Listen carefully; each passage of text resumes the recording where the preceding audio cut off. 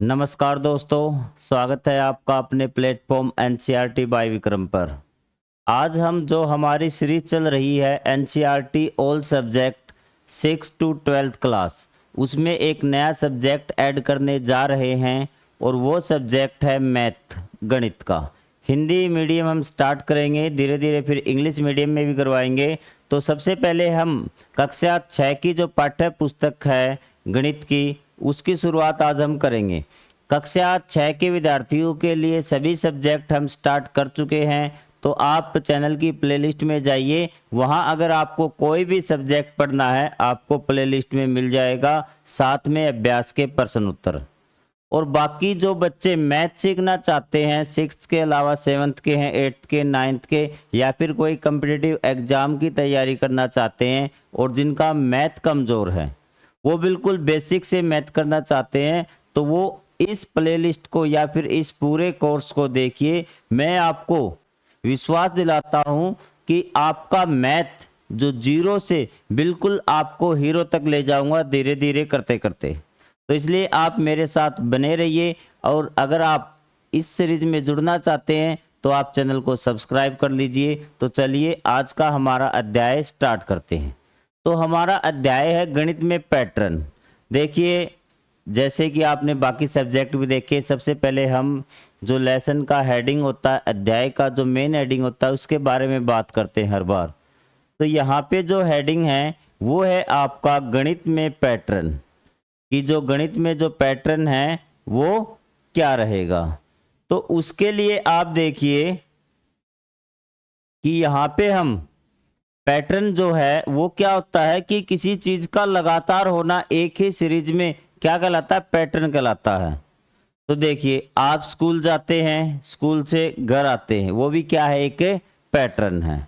आपकी जो घर में खाना बनता है उसमें भी एक पैटर्न फॉलो होता है। जैसे रोटियां बनाते हैं तो सबसे पहले आटे को छानते हैं, फिर उसको गूंथते हैं, पानी डालकर गूंथते हैं, फिर उसको बेलते हैं, फिर रोटी बनाने का एक पैटर्न है जो चलता रहता है हमारी दैनिक जिंदगी में भी। तो उसी पैटर्न में वही पैटर्न क्या है, कुछ संख्याओं पर होता है और उस पैटर्न को हमें ढूंढना है। इतने जटिल जटिल पैटर्न हमने ढूंढ लिए कि किस प्रकार से कोई चीज काम करती है, तो संख्याओं का पैटर्न ढूंढना हमारे लिए कोई बड़ी बात नहीं है। तो उसी पैटर्न को आज हम ढूंढेंगे। तो चलिए आते हैं कि मैथ में क्या बताया गया है। तो ये गणित क्या है भी सबसे पहले दे रखा है, बिल्कुल कॉमन क्वेश्चन कि गणित क्या है। गणित पैटर्नों की खोज है। क्या गणित, हमें पैटर्न की क्या करनी है, खोज करनी है, और पैटर्नों उनके अस्तित्व के कारण का स्पष्टीकरण है। जो पैटर्नों है ना, वो उनके क्या है, अस्तित्व का कारण का स्पष्टीकरण है कि वो पैटर्न क्यों हुए। गणित क्या है, पैटर्नों की खोज करना है कि हमें कोई भी पैटर्न है, कोई भी चीज है, अगर उसकी हमने खोज कर ली तो वो क्या है, गणित है। और उनका अस्तित्व कि ऐसा क्यों हो रहा है, यही आपका गणित है। आगे बात समझ में आपको, कोई भी पैटर्न की आपको खोज करनी है और ये पैटर्न ऐसा क्यों हो रहा है, इसका स्पष्टीकरण देना, मतलब इसके बारे में बताना कि ऐसा क्यों हो रहा है, यही गणित है। गणित की परिभाषा दी गई है। जैसा कि मैंने आपको बताया, पैटर्न हमारे प्रकृति में, हमारे घरों में, विद्यालय में हर प्रकार से, सूर्य है, चंद्रमा है, तारों की गति में विद्यमान होते हैं कि किस गति से मूवमेंट हो रही है पृथ्वी की, किस प्रकार से सूर्य कितनी लाइट दे रहा है, ये सारी चीजें किस एंगल पे आ रही हैं, ये सारी चीजें पैटर्न में होती है। ये पैटर्न हमें खरीदारी से लेकर खाना बनाने में, गेंद फेंकने से लेकर खेल खेलने आदि में दिखाई देते हैं। इसके साथ ही मौसम चक्र को समझने में, प्रौद्योगिकी का उपयोग करने में हमारी सहायता करते हैं। इसने कहा कि जो पैटर्न है ना, उस पैटर्न के आधार पे ही हम सारे कार्य करते हैं, चाहे वो प्रौद्योगिकी का हो, चाहे कोई साइंटिफिक हो, विज्ञान की खोज हो, हर जगह एक पैटर्न को लेके हम चलते हैं और उस पैटर्न के आधार पे हम आगे विकास करते हैं, तरक्की करते हैं। अब देखिए, एक बार ये बेसिक सी चीजें दी गई है पैटर्न की, ताकि थोड़ा सा इंट्रोडक्शन हो जाए हमारा पैटर्न के साथ, ताकि जब हम अभी कुछ ही देर में संख्याओं का पैटर्न पढ़ेंगे, वो हमारे लिए इंपॉर्टेंट है। 1 या 2 मिनट के बाद तब आपका मैथ स्टार्ट होगा। पैटर्न को समझना आनंददायक और रचनात्मक हो सकता है। इसी कारणवश गणितज्ञ गणित को कला और विज्ञान दोनों के ही रूप में देखते। इसने कहा कि जो गणितज्ञ है ना, गणित को एक कला और विज्ञान दोनों ही मानते हैं कि गणित एक कला भी है और गणित विज्ञान भी है। हमें आशा है कि कक्षा में आपको गणितीय पैटर्नों की खोजने और समझने के लिए अनेक रचनात्मक और कलात्मक अवसर प्राप्त होंगे, कि आपको जो गणितीय पैटर्न है ना, उनको समझने में आपको काफी मजा आएगा। ये चीज यहाँ पे बताई गई है।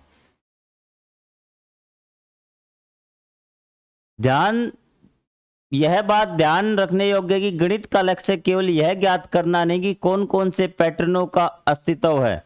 मतलब ये कह रहा कि गणित का मतलब सिर्फ ये नहीं कि आपने पैटर्नों खोज लिए कि ये पैटर्न है, आपको ये भी पता लगाना है कि ये पैटर्न क्यों है।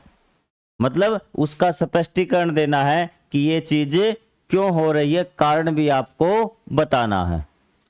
तब ऐसे स्पष्टीकरणों का उपयोग प्राय अनुप्रयोगों तब किया जा सकता है जो उन संदर्भों के बाहर है जिसमें इनकी खोज की गई थी, जो मानवता को आगे बढ़ाने के लिए प्रेरित करने में सहायता कर सकते हैं।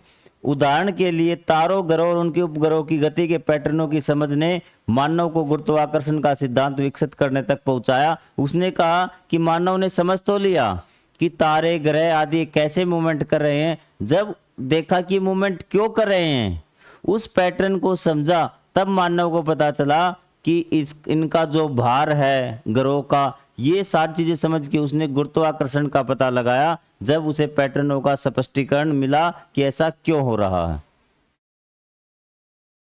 तो ये चीज आपकी हो गई यहाँ पे। अब हम बढ़ेंगे कि आगे, कि जैसे कुछ पैटर्नों का पता लगा लिया, फिर मानव ने सोचा कि हमें वहां तक कैसे पहुंचना है, कि ये इस गति से ये क्या चल रहा है, ग्रह चक्कर लगा रहा है और हमें इस ग्रह पे पहुंचना है, कोई रॉकेट पहुंचना है, तो किस गति से भेजें कि इस पे ये पहुंच जाए। तो वो सब पैटर्नों का पता लगाने के बाद हमने गणितीय क्या की, कैलकुलेशन की, संख्याएं निकाली और उसके आधार पे हमारे ये जो साइंटिफिक रीजन जो भी हमारी खोजें हुई हैं ये सक्सेस हुई। इसी प्रकार हमारे शरीर के अंदर जो जीनोम है, कि जो कीटाणु वगैरह बन रहे हैं ना, इनके पैटर्न हमें समझ में आए कि ये किस प्रकार से बन रहे हैं, हम इसको कैसे खत्म कर सकते हैं। मतलब कि हर चीज, कोई भी चीज जो घटना घटित होती है वो एक पैटर्न में होती है। अगर हमें वो पैटर्न समझ में आ गया तो हम उसका सॉल्यूशन कर सकते हैं, उस पैटर्न को रोक भी सकते हैं और उस पैटर्न को बढ़ा भी सकते हैं। यही चीजें आपको सीखनी है।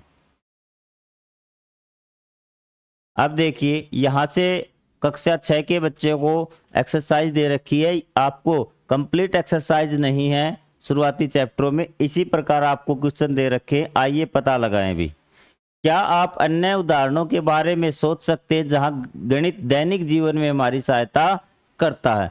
सबसे पहले आपको दैनिक जीवन पता होना चाहिए। दैनिक जीवन क्या होता है कि हम जो डेली वेज जीवन जीते हैं, सुबह उठते हैं, स्कूल जाते हैं, ठीक है, ये हमारा दैनिक जीवन है। जो आप रोजाना जीवन जीते हैं वो आपका दैनिक जीवन है। इसमें मैथ, गणित है, वो आपकी किस प्रकार से सहायता करता है। तो सबसे पहले देखिए, आप सुबह उठते हैं, जब आप टाइम देखते हैं तो टाइम में जो संख्याएं हैं 1 2 3 4, आपने टाइम का कैलकुलेशन किया कि आपको स्कूल जाने में कितना घंटा बाकी है। तो ये कहाँ से मिला? मैथ से। फिर आपने अपना होमवर्क किया, या फिर स्कूल का बैग भारी है, कितना वेट अगर आपका चेक करना है तो वो क्या है? मैथ है, गणित है।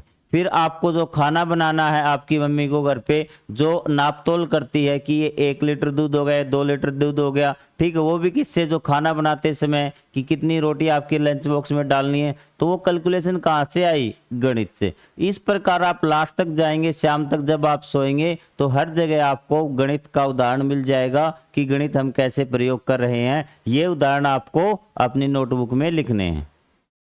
क्लियर है? मैं बिल्कुल एक बेसिक बच्चे को लेके चल रहा हूं, जिस बच्चे को गणित में कुछ भी नहीं आता।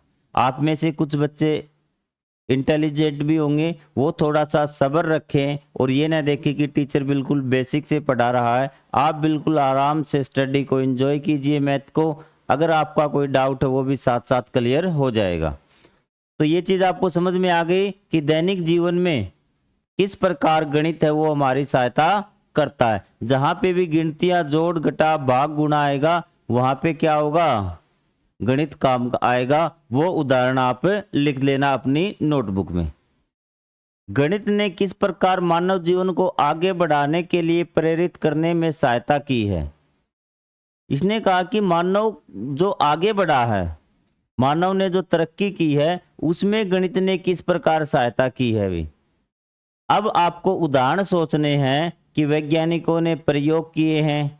जैसे आपको बताया था कि अगर वैज्ञानिक रॉकेट भेजता कि रॉकेट किस स्पीड से जाएगा कि दूसरे ग्रह पे पहुंच जाए। कोई मिसाइल लॉन्च की है तो उसकी स्पीड का अगर पता लगाना है, उसकी आकार का अगर पता लगाना है, उसकी चाल का अगर पता लगाना, तो किसकी सहायता से, मैथ की, गणित की सहायता से पता लगाया जाएगा। बाकी और चीज, अपनी अर्थव्यवस्था और लोकतंत्र को चलाना भी। अर्थव्यवस्था मतलब कि अपना जो बजट आएगा, टैक्स कलेक्शन है कि कितना टैक्स इकट्ठा हुआ है, कितना में किस में चीज में लगाना है। तो ये अगर हम जो कैलकुलेशन करेंगे, चाहे लोकतंत्र हो, लोकतंत्र में भी सेम यही चीज है कि जो अधिकारी वगैरह, सैलरी वगैरह, सबका जो एस्टिमेट वगैरह होगा, ये सब किसके आधार पे होगा, कैलकुलेशंस सिर्फ गणित के आधार पे होगी भी।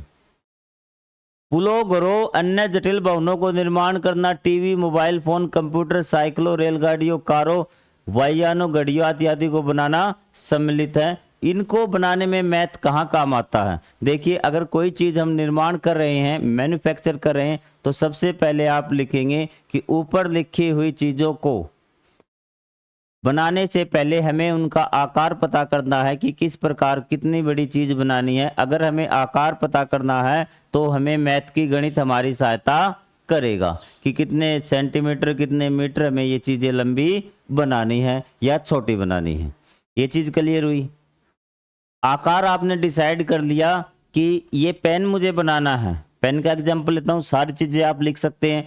तो सबसे पहले मुझे इसका आकार, आकार कैसे पता चलेगा, गणित की सहायता से। फिर हमें इसका सामान जो लेके आना, कितना सामान लेके आना है, ये जो कैलकुलेशन होगी वो भी किसकी सहायता से होगी, गणित की सहायता से होगी। कितना सामान लगेगा, कितनी कीमत का सामान आएगा, ये भी कहां से, गणित की सहायता से हमें पता लगेगा। मतलब गणित हमारा हर जगह पर काम आता है। तो मैं आशा करता हूं कि दोनों आप क्वेश्चन आंसर कर लेंगे। इसमें आपको किसी प्रकार का कोई डाउट नहीं होना चाहिए। ये चीज क्लियर हुई आपको। अब संख्याओं में पैटर्न। अब आपका मैथ है वो स्टार्ट होने जा रहा है। अब स्टार्टिंग में बेसिक सी चीजें आपको दे रखी थी, आप पहले दो क्वेश्चनों का आंसर आराम से लिख देंगे। गणित में दिखने वाले सबसे अधिक मौलिक पैटर्नों में संख्याओं के पैटर्न है भी, विशेष रूप से पूर्ण संख्याओं के पैटर्न भी। तो ये कहता है कि गणित में आपको सबसे ज्यादा पैटर्न दिखाई देंगे भी। क्या दिखाई देंगे, संख्याओं के पैटर्न दिखाई देंगे और पूर्ण संख्याओं के पैटर्न भी। पूर्ण संख्या आपकी होती है 0 1 2 3 4 5 6 7 8, लास्ट तक आप चले जाइए, वहां आपको ये सारी क्या होती है, पूर्ण संख्याएं होती है भी। और जहां पूर्ण संख्याओं के पैटर्न का अध्ययन किया जाता है गणित में, उसको संख्या सिद्धांत कहलाते हैं। क्या कहलाता है, संख्या सिद्धांत। आपको क्वेश्चन बन सकता है कि संख्या सिद्धांत से आप क्या समझते हैं, तो आप लिख सकते हैं गणित की वह शाखा जिसमें पूर्ण संख्याओं के पैटर्नों का अध्ययन किया जा सकता है। ध्यान रखना कि पूर्ण संख्याओं के पैटर्नों का अध्ययन किया जाता है। अब सीक्वेंस, सबसे अधिक मौलिक एवं सबसे अधिक आकर्षित करने वाले पैटर्नों के प्रकारों में से जिसका अध्ययन गणितज्ञ करते हैं, संख्या, अनुक्रम या सीक्वेंस। सीक्वेंस मतलब कि कोई ऐसा पैटर्न आपको दिया हुआ मिलेगा। देखिए, ये देखिए लगातार 2 4 6 8 इस प्रकार से संख्याएं जोड़ी जा रही हैं 2 2 करके। तो ये क्या है, एक संख्या अनुक्रम है, सीक्वेंस है, सीक्वेंस प्लस क्या है, ये पैटर्न है। तो ये क्या है, संख्या अनुक्रम है। और जिनका अध्ययन आमतौर पर गणितज्ञ करते हैं कि ये पैटर्न कैसे बन रहा है और क्यों बन रहा है। अब हम पढ़ेंगे कुछ पैटर्न भी। तो आप अपनी, वो कहते हैं ना, पेटी कस लीजिए, वायुयान उड़ने वाला है, तो आप अपनी पेटी कस लीजिए। मैथ अभी हम स्टार्ट करने वाले हैं। अभी इस सारणी के साथ आपका जो मैथ है वो स्टार्ट होगा। अब देखिए, ये संख्या अनुक्रम के उदाहरण है, मतलब पैटर्न के आपको उदाहरण दिए गए हैं। आपको इन पैटर्नों में से खोजना है और उनका लिखना भी है। सबसे पहले मैं आपको क्वेश्चन दिखा देता हूं कि क्या क्वेश्चन है। क्या आप सारणी 1 में दिए गए प्रत्येक अनुक्रम में पैटर्न की पहचान कर सकते हैं? आप में पैटर्न की पहचान करनी है कि पैटर्न किस प्रकार से बना है। क्लियर है? और दूसरा है, उसके अगली तीन संख्याएं नोटबुक पर लिखनी है और प्रत्येक अनुक्रम के बाद उस अनुक्रम में संख्याओं को बनाने वाले नियम को अपने शब्दों में लिखना है। उसको किस में लिखना है? शब्दों में भी लिखना है। तो चलिए इन दोनों क्वेश्चनों को अब हम करते हैं। सबसे पहले आपको क्या करना, पैटर्न को समझना है, फर्स्ट काम। दूसरा काम है अगले 3 पद लिखने हैं और तीसरा उसको शब्दों में लिखना है। ये चीज आपकी क्लियर हुई? अगर ये तीनों काम आपको करने हैं, आइए अभी इन तीनों कामों को करते हैं।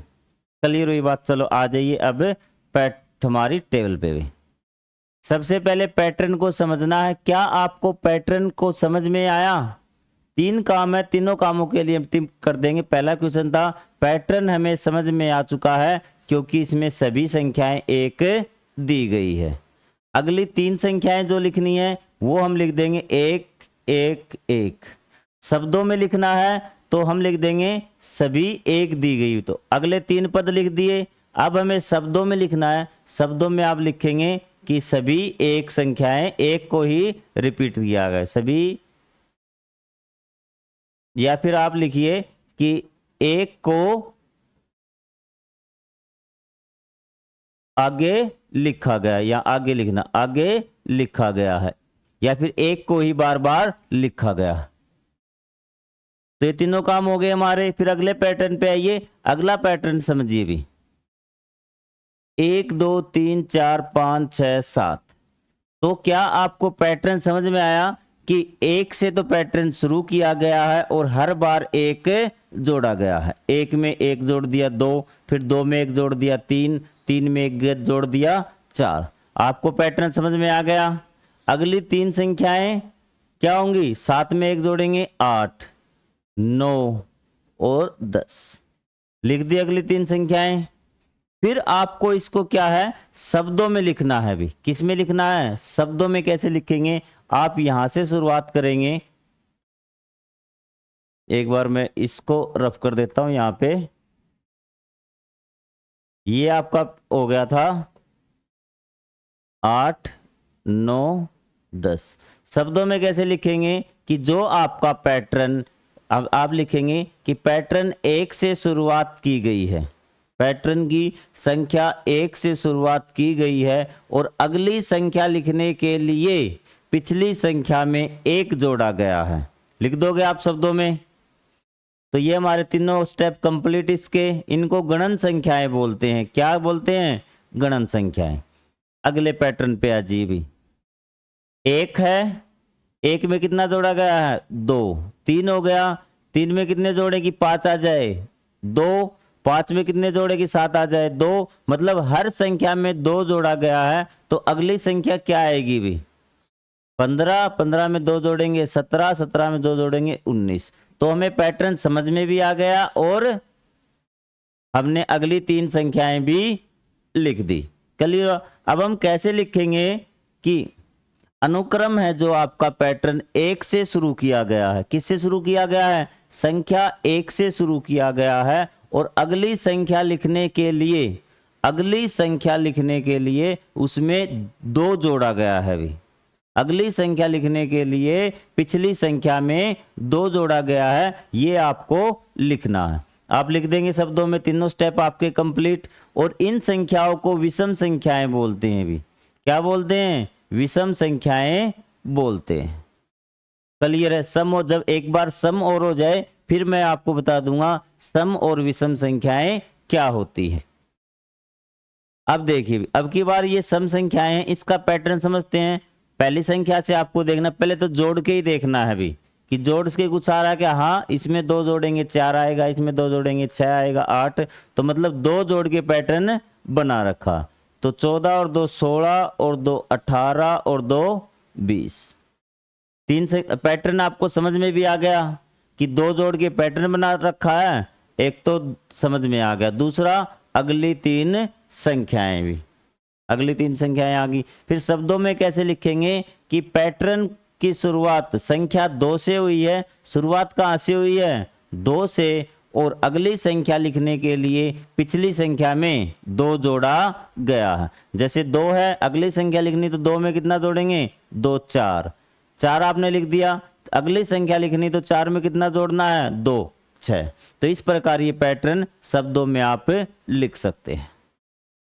अब की बार आ जाइए सम और विषम संख्याएं भी, यहीं से आपको क्लियर हो जाए। जो संख्या 2 से भाग जाती है, क्या है 2 से भाग जाती है, वो संख्या सम संख्या होती है, बाकी सारी संख्या विषम। आप सम को याद रखिए, या जो संख्या 2 से भाग नहीं जाती वो क्या होती है विषम होती है। और 2 से भाग जाने का है कि इकाई का अंक क्या होना चाहिए, इकाई का अंक 0 2 4 6 8 होना चाहिए। भी इकाई का अंक क्या होना चाहिए 0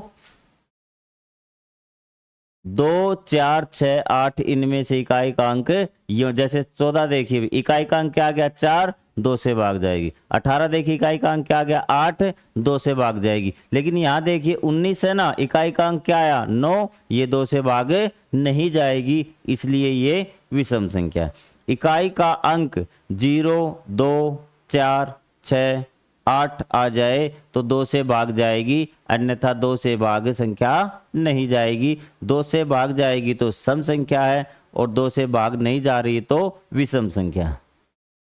ये पैटर्न आपको चारों समझ में आ गए और आप वर्ड में लिख भी दोगे। अब अगले पैटर्न पे आ जाइए भी, त्रिभुजाकार संख्याएं भी। सबसे पहले हम पैटर्न को समझते हैं कि त्रिभुजाकार संख्या बाद में देखें क्या होता है। कि पैटर्न को, पहला काम हमारा पैटर्न को समझना। आपने मैथ पढ़ा होगा, पैटर्न आपको समझ में आया या नहीं आया। तो यहाँ पे देखिए शुरुआत पैटर्न की 1 से हो रही है। 1 में कितना जोड़ा है 2, 2 के बाद कितना जोड़ा है 3 आ गया, 3 में कितना जोड़ा है 3, 6 आ गया। 6 में कितना जोड़ा है 4, 10 में कितना जोड़ा है 5। तो मतलब लगातार एक संख्या बढ़ा के जोड़ी जा रही है। भी इसमें कितना जोड़ा है, 1 मिनट रुकिए,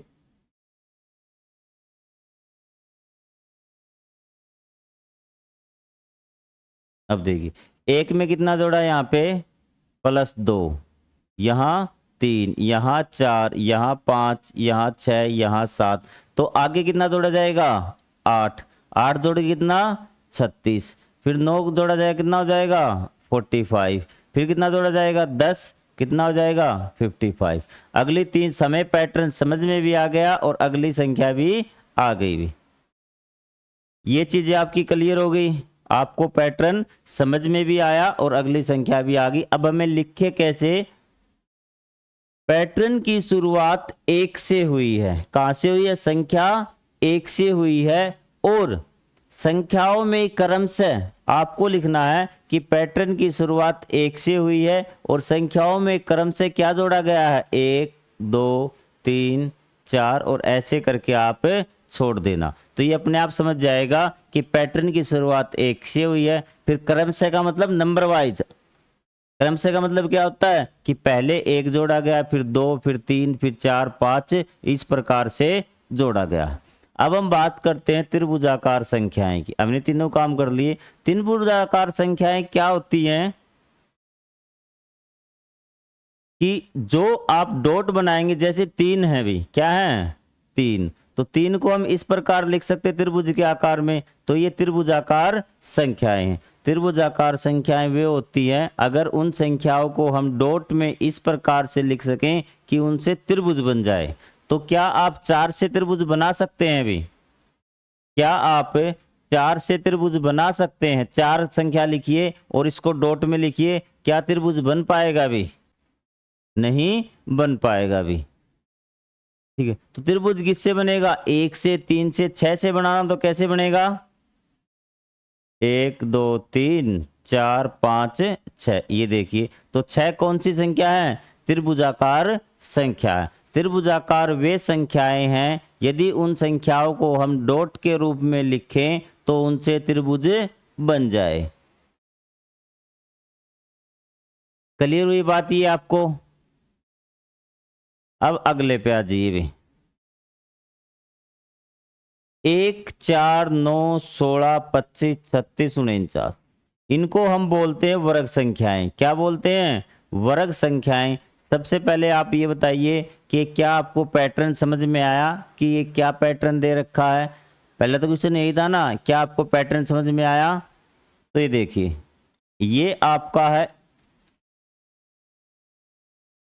1 का स्क्वायर, ये 2 का स्क्वायर, ये 3 का स्क्वायर, ये 4 का स्क्वायर, ये 5 का स्क्वायर, ये 6 का स्क्वायर, ये 7 का स्क्वायर। मतलब 6 के स्क्वायर का मतलब क्या होता है? 6 गुणा में 6 मतलब 36। 5 का स्क्वायर का मतलब क्या होता है? 5 गुणा में 5 मतलब 25। तो आपको पैटर्न समझ में आ गया। तो अगले पद क्या आएंगे? 8 का स्क्वायर, 9 का स्क्वायर और 10 का स्क्वायर। 8 का स्क्वायर मतलब 8 गुणा में 8 64, 9 का स्क्वायर 81 और 10 का स्क्वायर 100। हमें पैटर्न समझ में भी आ गया, हमें अगले 3 पद भी लिख दिए। अब इसको शब्दों में कैसे लिखें? तो शब्दों में आपको लिखना है कि पैटर्न में गणन संख्याओं का क्या है? गणन संख्याएं। गणन, आप ध्यान रखना कि गणन संख्याएं, गणन संख्याएं क्या होती है? 1 2 3 4 5 का क्या किया गया है? वर्ग किया गया है। भी क्या किया गया है? वर्ग। ठीक है, कि पैटर्न में गणन संख्याओं का वर्ग किया गया है बढ़ते क्रम में। 1 से शुरुआत हुई और लगातार गणन संख्याओं का वर्ग किया गया है। तो ये चीजें आपको समझ में आ गई। चलिए अगले पैटर्न पर हम चलते हैं। बिल्कुल बेसिक से एक एक चीज क्लियर करवाता चल रहा हूं और मैं आशा करता हूं कि ये चीजें आपको समझ में भी आ रही होंगी। अब इस पैटर्न को समझने की कोशिश कीजिए। यहां पे वर्ग था और यहां पे घन भी। वर्ग का मतलब आप समझ जाना, वर्ग का मतलब कोई भी संख्या उसकी पावर 2 उसकी घात 2। अगर यहाँ पे मैं 10 का वर्ग करूं तो आप समझ लेना 10 की पावर 2 है। आपको मैथ की आपकी शुरुआत हो रही है, आप इन चीजों को अपने दिमाग में बिठा लीजिए। जितनी जल्दी इन बारीक बारीक चीजों को समझोगे उतनी ही जल्दी आपको मैथ आता जाएगा। यहाँ पे घन भी, यहाँ पे जो गणन संख्याएं है ना उनका घन किया गया है कि 1 की पावर 3, 2 की पावर 3, 3 की पावर 3, 4 की पावर 4, 5 की पावर 5, 6 की पावर 3 है, 5 की पावर 3, 6 की पावर 3, 7 की पावर 3, 8 की पावर 3, 9 की पावर 3। यहाँ पे 1 की पावर 3 करेंगे, ये देखिए 1 गुणा में 1 गुणा में 1 कितना आ गया? 1। 2 की पावर 3 करेंगे, 2 गुणा में 2 गुणा में 2 8, 2 दूनी 4, 4 दूनी 8। 3 की करेंगे 3 गुणा में 3 गुणा में 3, 3 3 9, 9 3 27। तो इस प्रकार ये देखिए आपको पैटर्न समझ में आ गया ये। और अगले 3 पद आपको निकालने हैं और अगले 3 पद होंगे 7 की, ये 6 की पावर 3 हो गया 216, 6 की पावर 3, 7 की 6 की पावर 3 हो गया, 7 की पावर 3, 8 की पावर 3, 9 की पावर 3। और आप इसको सोल्व करके लिखेंगे कि 7 गुणा में 7 गुणा में 7 की पावर 3 हो गया, 8 गुणा में 8 गुणा में 8, 8 की पावर 3, 9 गुणा में 9 गुणा में 9 की पावर 3। आप इसको सोल्व करके लिखेंगे। तो अगले 3 पद आपको मिल गए और आप इसको लिखेंगे कैसे? वही जैसे आपने पहले में लिखा था ना इसमें कि गणन संख्याओं का वर्ग किया गया है, तो इसी में भी आप लिखेंगे कि लगातार जो आपकी गणन संख्याओं का क्या किया गया? घन। और घन का मतलब होता है किसी भी संख्या की घात 3। यदि मैं कहूं कि 11 का घन लिखिए तो आपको ऐसे लिखना है भी 11 की पावर 3, इसका मतलब है 11 गुणा में 11। बिल्कुल बेसिक से, कोई ज़्यादा आप टेंशन मत लीजिए, धीरे धीरे मैथ कीजिए। कोई डाउट हो तो आप कमेंट बॉक्स में लिखिए, 24 घंटे आपके लिए मैं हाजिर हूं। अब आगे आ जाइए भी, ये है विरहांक संख्याएं भी। अब आपको पैटर्न समझना है विरहांक संख्याओं का।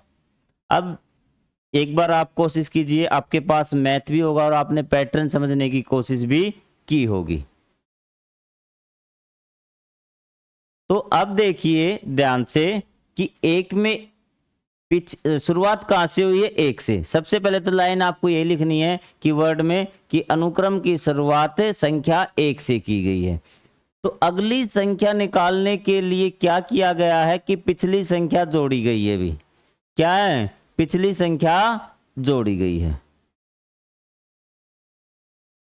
एक दो हो गया, अब दो में अगली संख्या निकालनी तो कितना जोड़ दिया, एक तीन, तीन आ गया आपका।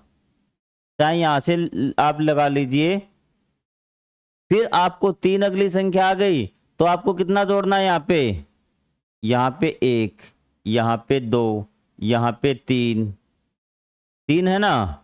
तो यहां देखिए पांच में कितना जोड़ा, तीन, फिर आठ में कितना जोड़ा, पिछली संख्याएं, पिछली दो। एक बार आपको स्पष्ट रूप से समझ में आ जाए कि बच्चे कंफ्यूज हो जाते हैं किस प्रकार से लिखा गया। देखिए एक से तो शुरुआत की गई है, फिर आपका दो आ गया, दो तीन जोड़ के कितने बना दिए, पांच, पांच तक पहुंच गए आप। तो पांच और तीन जोड़ के कितने बना दिए, आठ, आठ और पांच जोड़ के कितने बना दिए, 13, और आठ और 13 जोड़ के कितने बना दिए, 21। अब आपको क्या जोड़ने हैं, 21 और 13, क्या जोड़ने हैं, 21 और 13 कितने हो जाएंगे, ये तीन और एक चार, दो और एक तीन, 34। अगली संख्या आप कैसे लिखेंगे, अब आपको ये दोनों जोड़ने हैं भी। तो ये दोनों जोड़ जाए आपके, पांच और चार और दो, तीन और दो पांच, 55। फिर आपको अगली संख्या लिखनी है, तो ये पांच और चार नौ, पांच और तीन आठ, ये अगली तीन संख्याएं आ गई। क्या आपको ये पैटर्न समझ में आया कि पिछली अगली संख्या लिखने के लिए पिछली दो संख्याओं को जोड़ा गया है। अगर आप वर्ड में लिखेंगे तो लिखेंगे कि शुरुआत एक से हुई है और अगली संख्या लिखने के लिए पिछली दो संख्याओं को जोड़ा गया है। जब देखिए अगर हमें 21 यहाँ पे ये बताया 21 कैसे आया, पिछली दो संख्याओं को जोड़ा गया है। यहाँ पे 3 कैसे आया, पिछली दो संख्याओं को जोड़ा गया। अब आप वर्ड में लिखेंगे कि अगर हमें कि अनुक्रम की शुरुआत एक से हुई है, दूसरा पद दो है और अगली संख्या लिखने के लिए पिछली दो संख्याओं को जोड़ा गया है। ये बात आपको क्लियर हुई। ये विरहांक संख्याएं होती हैं। कई बार क्वेश्चन में डायरेक्ट पूछ लेगा कि एक सीरीज दे देगा आपको, जैसे ये दे दिया, ये दे दिया, ये चारों दे दिए, और आपसे पूछेगा इनमें से विरहांक संख्याएं छांटिए, और आपको बताया कि ये विरहांक संख्याएं हैं। क्लियर है बात यहां तक आपको। अब आ जाइए यहां पे भी एक बार इसकी और पहचान कीजिए आप जल्दी से कि ये कौन सा दे रखा है। अभी ये जल्दी से पहचान कीजिए, क्या आपको कुछ समझ में आ रहा है कि क्या जोड़ के बनाया गया है, क्या गुणा करके बनाया गया है। तो अगर आप इसको ध्यान से देखेंगे तो आपको नजर आएगा, ये जो आपका ये यहाँ पे लिख देता हूं कि एक का स्क्वायर, सॉरी दो का स्क्वायर 0, दो की पावर 1, दो की पावर 2, दो की पावर 3, दो की पावर 4। तो ये सीरीज आपको दे रखी यहां पे, क्योंकि 2 की पावर 0 का मतलब क्या होता है, यहां देखिए 1, 2 की पावर 1 का मतलब 1, 2 की पावर 2 की पावर 2 का मतलब 4, 2 की पावर 3 का मतलब 8, 2 की पावर 4 का मतलब 16। तो यहां क्या आएगा, 2 की पावर 5, ये 2 की पावर 6, और अगले पद इसमें क्या आएंगे, 2 की पावर 7, 2 की पावर 8 और 2 की पावर 9। तो आपको पैटर्न समझ में आ गया, इसका पैटर्न समझ में आ गया। और बात ध्यान रखना, किसी भी संख्या की पावर अगर 0 हो तो उसकी वैल्यू 1 होती है, चाहे संख्या कितनी बड़ी हो, चाहे 5645 है, इसकी पावर 0 है तो इसका मतलब क्या है, 1।